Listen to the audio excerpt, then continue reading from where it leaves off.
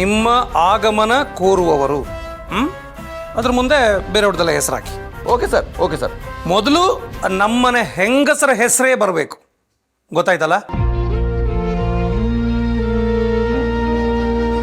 Hello ಶಾಮಣ್ಣವ್ರೆ,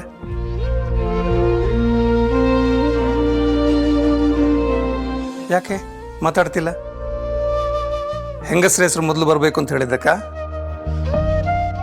ಇಲ್ಲ sir, ಹಾಗೇನಿಲ್ಲ sir. ಹೆಣ್ಣು ಗಂಡು ಅಂತ ಏನಿದೆ ಹೇಳಿ. ಅವರನ್ನು ಮುಂದಕ್ಕೆ ಬಿಟ್ಟು ನಾವು ಅವ್ರಿಗೆ ಸಪೋರ್ಟಾಗಿ ನಿಂತರೆ ಮನೆ ಏನು, ಈ ದೇಶನೇ ಮುಂದುವರಿಯುತ್ತೆ. ಏನು ಹೇಳ್ತೀರಿ?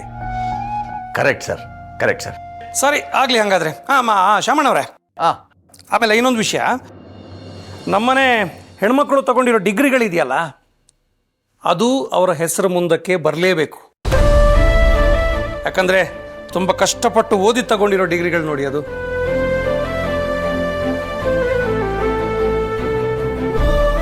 ನಮ್ಮನೆ ಹೆಣ್ಮಕ್ಳು ಓದಿರೋರು ಅಂತ ಹೇಳ್ಕೊಳ್ಳೋದೇ ನಮಗೊಂದು ಹೆಮ್ಮೆ ಅಲ್ವಾ ಸರ್? ಎಲ್ಲ ಹೆಣ್ಮಕ್ಳ ಹೆಸರು ಮತ್ತೆ ಅವ್ರು ಓದಿರೋ ಎಲ್ಲ ಪದವಿ ಖಂಡಿತ ಮುದ್ರಿಸೋಣ ಸರ್, ಪ್ರಿಂಟ್ ಹಾಕಿಸ್ತೀನಿ ಸರ್. ಸರಿ, ಆಮೇಲೆ ನಮಗೆ ಎಷ್ಟು ಕಾರ್ಡ್ ಬೇಕು ಅಂತ ನಾನು ನಿಮಗೆ ಆಮೇಲೆ ಫೋನ್ ಮಾಡಿ ಹೇಳ್ತೀನಿ. ಖಂಡಿತ sir. Sir thank you sir. ಸರಿ ಸರಿ.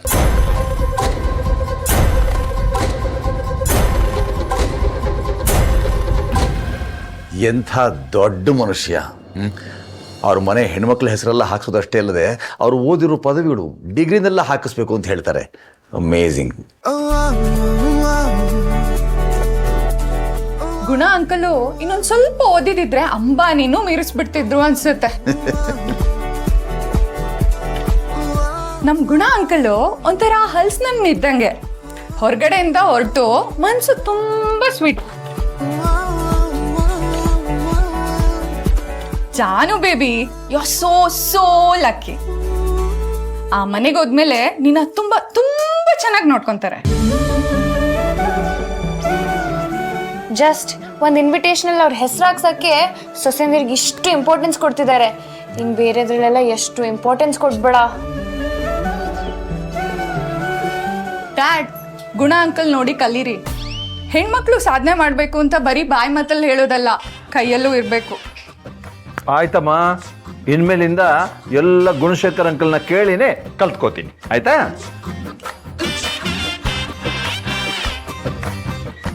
ಸರಿ, ಲಗ್ನ ಪತ್ರಿಕೆ ಸೆಲೆಕ್ಟ್ ಮಾಡಿದ್ದಾಯ್ತು. ಇನ್ ಕಾಲೇಜಿಂದ ಯಾರ್ಯಾರನ್ನ ಇನ್ವೈಟ್ ಮಾಡಬೇಕು ಅಂತ ಎಲ್ಲ ಲಿಸ್ಟ್ ಮಾಡ್ಕೊಂಡ್ಬಿಡೋಣ. ಬನ್ನಿ.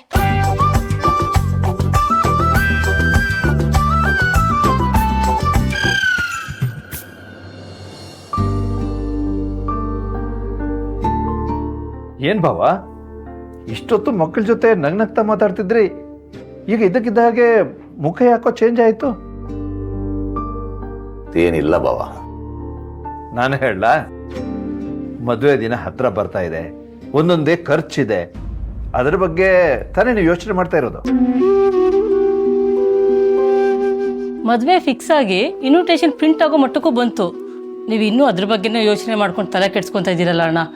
ಟೆನ್ಷನ್ ಮಾಡ್ಕೋಬೇಡಿ ಭಾವ, ನಾನಿದ್ದೀನಿ, ನೀವು ಯಾವ ಚಿಂತೆನೂ ಮಾಡಬೇಡಿ ಅಂತ ಮದುವೆ ನಿಶ್ಚಿತಾರ್ಥಕ್ಕೆ ಮುಂಚೆನೇ ಹೇಳಿದ್ದೀನಿ. ನೀವು ಯಾವುದಕ್ಕೂ ತಲೆ ಕೆಡಿಸ್ಕೊಳ್ಳದೆ ಮಗಳು ಮದುವೆ ಮಾಡಿ ಮುಗಿಸಿ. ಹಾಗೆಲ್ಲ ಏನು ಚಿಂತೆ ಇಲ್ಲ ಬಾವ. ನಿಶ್ಚಿತಾರ್ಥದ ಟೈಮಲ್ಲಿ ಕೈ ಸಾಲ ಮಾಡಿ ಮ್ಯಾನೇಜ್ ಮಾಡಿದ್ರಿ. ಮನೆ ಮುಂದೆ ರೌಡಿಗಳು ಬಂದು ಗಲಾಟೆ ಮಾಡಿದಾಗ ನಾನೇ ಕೊಡ್ತೀನಿ ಅಂದ್ರು ಕೇಳದೆ ಆಫೀಸಿಂದ ಸಾಲ ತಗೊಂಡ್ರಿ. ಅಲ್ಲ ಭಾವ, ಎಲ್ಲದಕ್ಕೂ ನೀವೊಬ್ಬರೇ ಕಷ್ಟಪಡ್ತಿದ್ದೀರಾ. ಅಣ್ಣ, ಇದಕ್ಕೆಲ್ಲ ನಾನು ನೀನು ಅಂತ ಯಾಕಣ್ಣ? ನಾವೆಲ್ಲರೂ ಒಂದೇ ಅಲ್ವಾ? ಇಷ್ಟು ದಿನ ನಾವು ಹಾಗೆ ಅನ್ಕೊಂಡಿದ್ವಿ. ಆದರೆ ಅಣ್ಣ ಮಾಡ್ತಾ ಇರೋದು ನೋಡಿದ್ರೆ ನಮ್ಮನ್ನು ಬೇರೆಯವರು ಅಂತ ಅನ್ಕೊಂಡಿದ್ದಾರೆ ಅಂತ ಈಗ ಅನ್ನಿಸ್ತಾ ಇದೆ.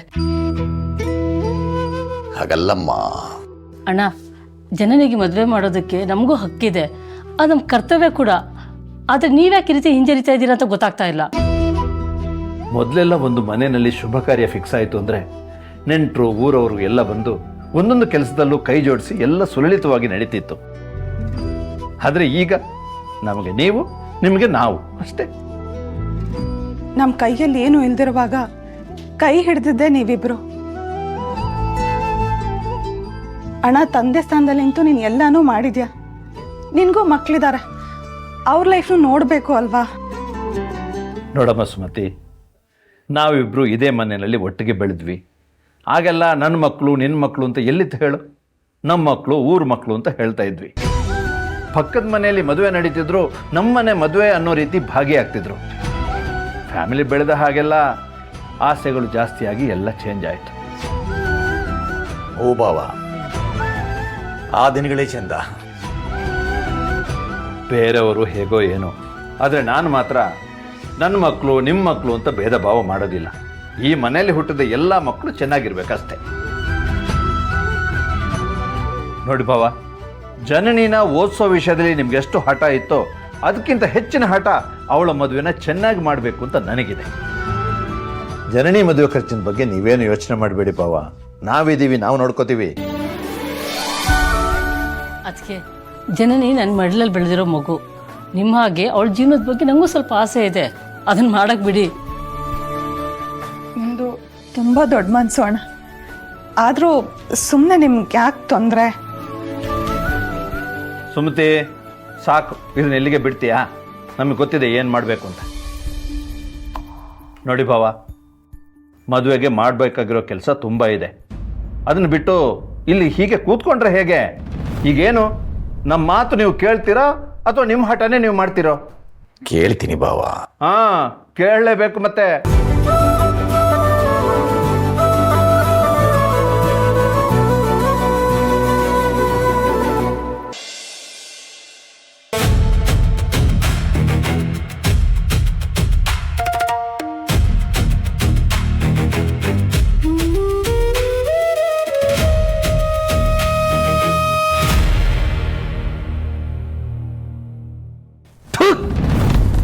ಏನಿದು?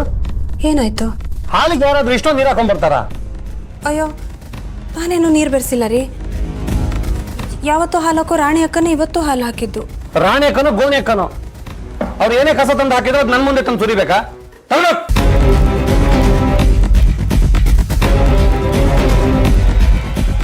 ಏ ಈಶ್ವರಿ ಬನ್ನಿ.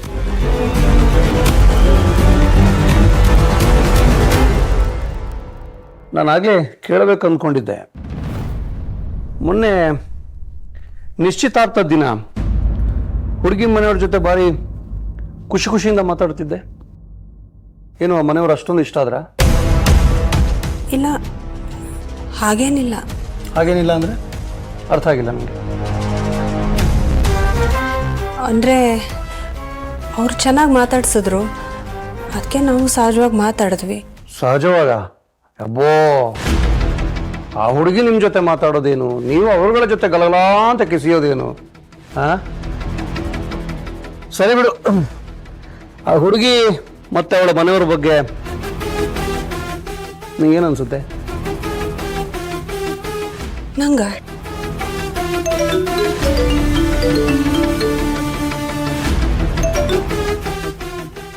ನಿಂಗೇನೆ ಹೇಳು, ಏನನ್ಸುತ್ತೆ? ನಂಗೆ ಹ್ಞೂನಮ್ಮ, ನಿಂಗೇನೆ ಹೇಳು, ಏನನ್ಸುತ್ತೆ? ಅಯ್ಯೋ, ಇದರಲ್ಲಿ ನಾನು ಹೇಳೋದೇನಿದೆ? ನೀವು ಸಂಬಂಧ ನೋಡಿದ್ದು, ನೀವೆಲ್ಲ ಸರಿಯಾಗಿ ವಿಚಾರಿಸಿರ್ತೀರಲ್ಲ, ನಾನು ಹೇಳೋದೇನು ಬಂತು?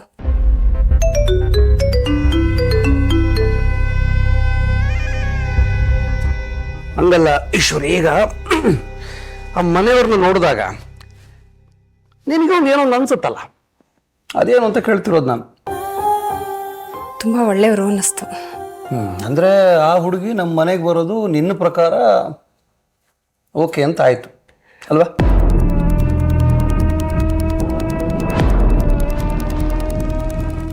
ಇದರಲ್ಲಿ ನನ್ನಿಷ್ಟ ಏನು ಬಂತು? ನೀವು ನೋಡಿದ್ದಲ್ವಾ ಸಂಬಂಧ? ಪದೇ ಪದೇ ಅದನ್ನೇ ಹೇಳುತ್ತಿದ್ಯಲ್ಲ ಈಶ್ವರಿ. ನಾನೇ ನೋಡಿದ್ದು, ನಾನೇ ಮಾತಾಡಿದ್ದು, ಮುಂದಕ್ಕೂ ನಾನೇ ನೋಡ್ಕೊಂಡು ಹೋಗೋದು. ನಿನ್ನ ಮನಸ್ಸಲ್ಲಿ ಏನಿದೆ ಅದನ್ನು ಹೇಳು. ಏನು ಮಾತಾಡದೆ ಸುಮ್ಮನಿದ್ದು ಹಂಗೆ ತಪ್ಪಿಸ್ಕೊಳ್ಳೋಣ ಅಂತಾನ? ಯಾವ ತಲೆ ಕೆಟ್ಟವನು ಕಟ್ ಮಾಡಿದ ಅಂತಾವಲ್ವಾ? ಪದೇ ಪದೇ ಫೋನ್ ಮಾಡಿಕೊಂಡು ನಾವಲ್ಲಿಂದ ಹೊರಟ ಮೇಲೂ ನೀವು ತುಂಬ ಹೊತ್ತು ಮಾತಾಡ್ತಿದ್ರಲ್ಲ? ಇಲ್ಲ, ತುಂಬ ಹೊತ್ತೇ ಮಾತಾಡ್ತಿರ್ಲಿಲ್ಲ. ಅದು ನಾವು ಕಾರಲ್ಲಿ ಸ್ವಲ್ಪ ನಿಧಾನಕ್ಕೆ ಬಂದ್ವಿ ಅಷ್ಟೇ. ನನ್ನ ಹೆಂಡತಿ ಯಾರ ಜೊತೆಗೂ ಅಷ್ಟೊಂದು ಮಾತಾಡೋಳಲ್ವಲ್ಲ.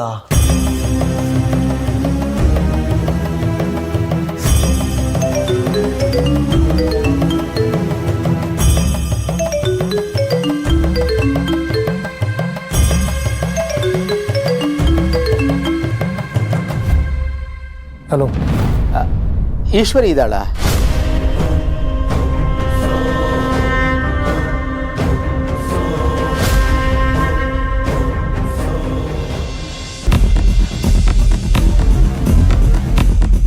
ತಗೋ, ನಿಂಗೆ ಮಾತಾಡು.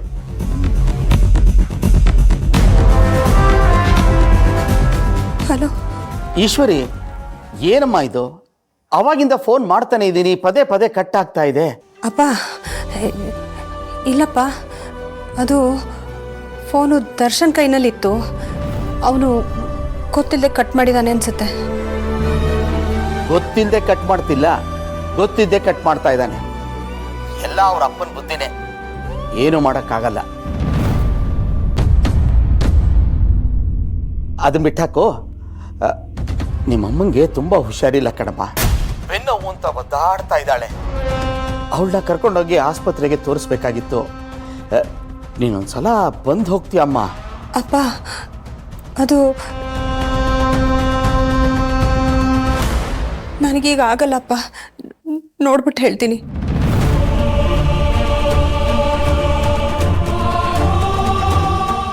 ಏನಮ್ಮ ಈಶ್ವರಿ, ಅಮ್ಮನಿಗೆ ಅಷ್ಟು ಹುಷಾರಿಲ್ಲ ಅಂತ ಹೇಳ್ತಾ ಇದ್ದೀನಿ. ನೀನು ನೋಡಿದ್ರೆ ಯೋಚನೆ ಮಾಡಿ ಹೇಳ್ತೀನಿ ಅಂತ ಇದೆಯಲ್ಲ, ಎಂಥ ಬದುಕಮ್ಮ ನಿಂದು.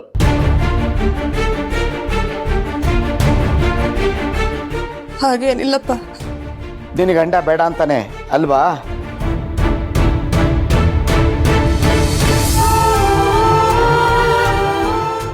ಅಪ್ಪ, ನನಗೊಂದು ಸ್ವಲ್ಪ ಕೆಲಸ ಇದೆ ಅಪ್ಪ, ನಾನು ಆಮೇಲೆ ಫೋನ್ ಮಾಡ್ತೀನಿ. ಈಶ್ವರಿ, ಅಲ್ಲಮ್ಮ ಅಲ್ಲಮ್ಮ,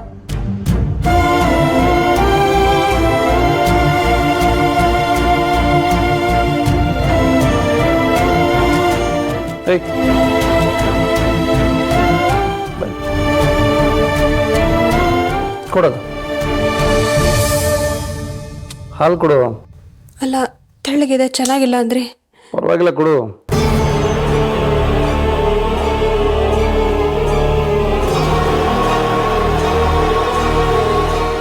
ಈಗ ಹಾಲು ಯಾಕೋ ತುಂಬ ಚೆನ್ನಾಗಿದೆ ಅಂತ ಅನಿಸ್ತದೆ. ಹೋಗು, ಕೆಲಸ ಇರುತ್ತಲ್ಲ, ಹೋಗು.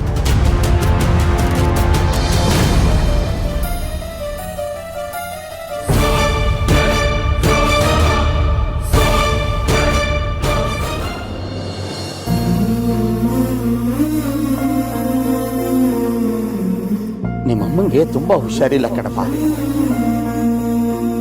ಬೆನ್ನೋವು ಅಂತ ಒದ್ದಾಡ್ತಾ ಇದ್ದಾಳೆ. ಅವಳನ್ನ ಕರ್ಕೊಂಡೋಗಿ ಆಸ್ಪತ್ರೆಗೆ ತೋರಿಸ್ಬೇಕಾಗಿತ್ತು. ನೀನೊಂದ್ಸಲ ಬಂದು ಹೋಗ್ತೀಯಮ್ಮ.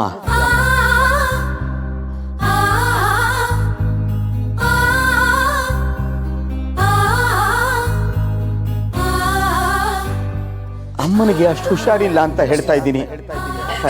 ನೀನ್ ನೋಡಿದ್ರೆ ಯೋಚನೆ ಮಾಡಿ ಹೇಳ್ತೀನಿ ಅಂತ ಇದೆಯಲ್ಲ, ನಿನ್ನ ಗಂಡ ಬೇಡ ಅಂತಾನೆ ಅಲ್ವಾ?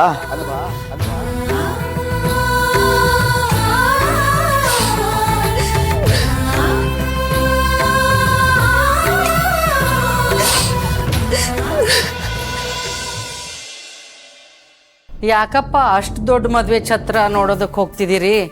ಆ ಶ್ಯಾಮಪ್ಪನ ಯೋಗ್ಯತೆಗೆ ಒಂದು ಸಣ್ಣ ಛತ್ರ ಸಾಕು. ಅವ್ರ ಯೋಗ್ಯತೆ ಬಗ್ಗೆ ನಾವು ಯಾಕೆ ಯೋಚನೆ ಮಾಡಬೇಕು? ನಮ್ಮ ಅಂತಸ್ತಿಗೆ ತಕ್ಕನಾಗಿ ನಾವು ಛತ್ರ ಬುಕ್ ಮಾಡ್ಬೇಕಲ್ವಾ? ಅದು ನಿಜನೇ, ಆದರೂ ದೊಡ್ಡ ದಂಡ.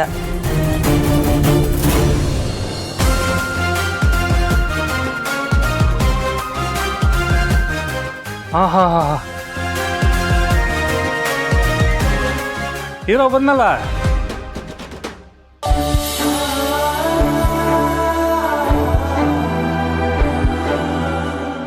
ಅಬ್ಬಾ ಏನೋ ಅವತಾರ ನಿಂದಿದು.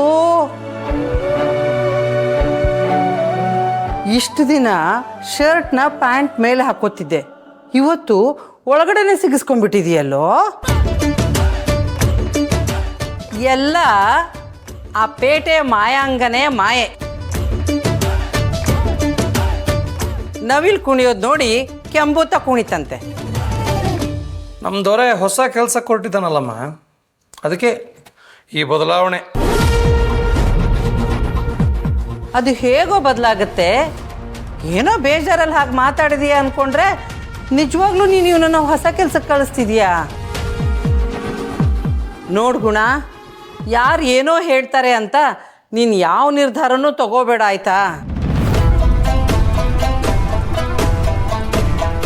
ಈ ಮನೇಲಿ ಏನೇ ಮಾಡಿದ್ರು ನೀನು ಮಾಡಿದರೆ ಅದಕ್ಕೆ ಬೆಲೆ, ಬೇರೆಯವ್ರು ಮಾಡಿದರೆ ಅದಕ್ಕೆ ಬೆಲೆ ಇರೋದಿಲ್ಲ ಕಣೋ.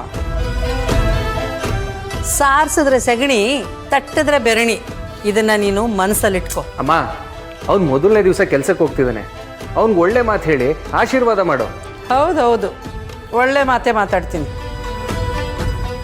ಅಮ್ಮ, ಇದು ನನ್ನ ನಿರ್ಧಾರ ತಾನೇ ಅಮ್ಮ. ಅವನು ಚೆನ್ನಾಗಿರಲಿ, ಅದೇ ತಾನೇ ನಮ್ಗೆ ಬೇಕಾಗಿರೋದು ಅಲ್ವೇನೋ ಶೇಖರ? ಹಾಂ ಹೌದಣ್ಣ.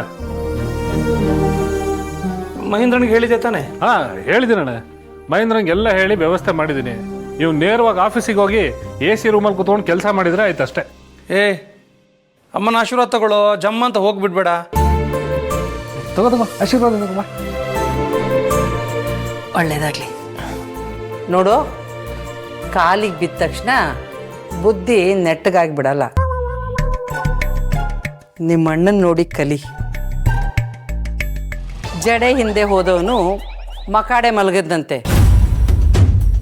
ಹುಡುಗಿ ಹಿಂದೆ ಹೋಗಬೇಡ, ಅದು ಯಾವುದಕ್ಕೂ ಪ್ರಯೋಜನ ಇಲ್ಲ. ಅಣ್ಣನ ಮಾತು ಕೇಳಿ ಉದ್ಧಾರ ಆಗು. ಅದನ್ನೆಲ್ಲ ಅವ್ನು ನೋಡ್ಕತಾನೆ ಬಿಡಮ್ಮ, ಅಲ್ವೇನಾ?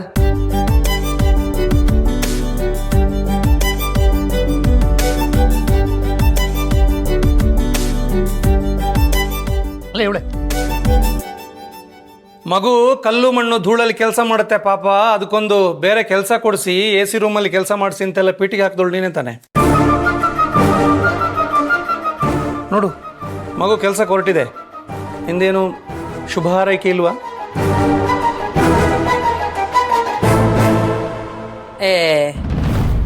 ಹೋಗಿ ಹೋಗಿ ಅವಳನ್ನು ಕೇಳ್ತೀಯಲ್ಲೋ. ಅವಳೇನು ಹೇಳ್ತಾಳೆ? ಹೋಗೋ, ಕೆಲಸ ನೋಡ್ಕೋ.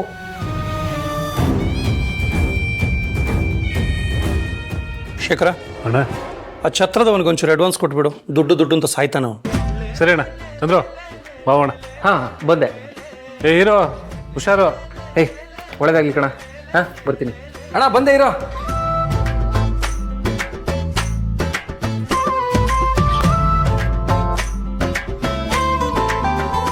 ಯಾಕೋ ನೀನು ಇಲ್ಲೇ ನಿಂತಿದೀಯಾ? ನೀನು ಹೋಗಲ್ವಾ? ಅಮ್ಮ, ಅದು ನೀರು ಕುಡಿಬೇಕು ಅಂತ ಅನಿಸ್ತಿದೆ. ಹೋಗು ಕುಡಿ.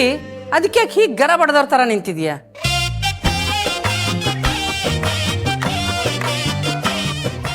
ಎಲ್ಲ ಅವ್ರ ಅಪ್ಪನ ಥರನೇ ಆಡ್ತಾನೆ.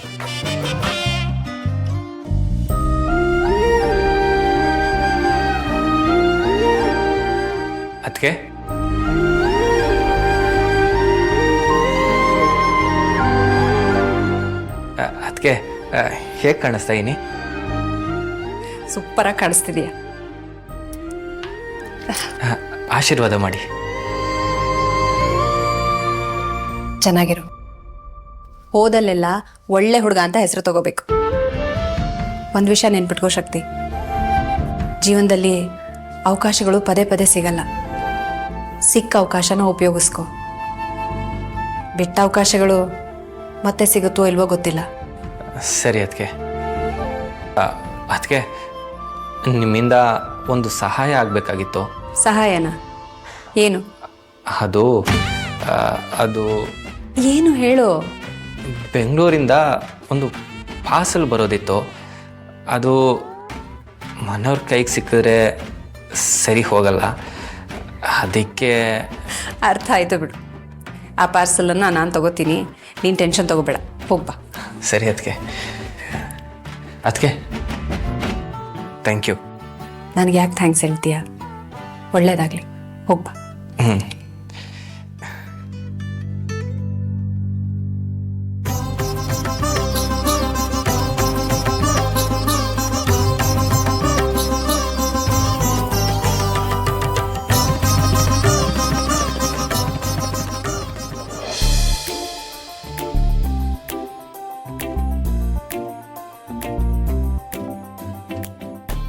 ನಾ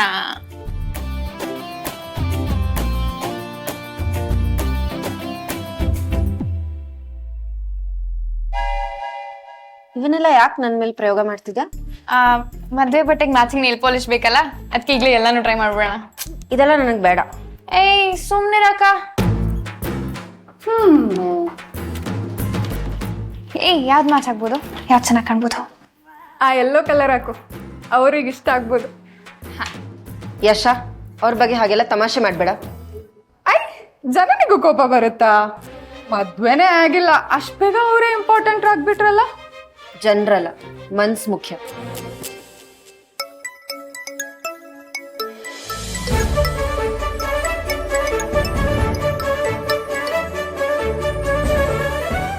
ಹಾಯ್ ಶಕ್ತಿ. ಹಾಯ್ ಜನನಿ.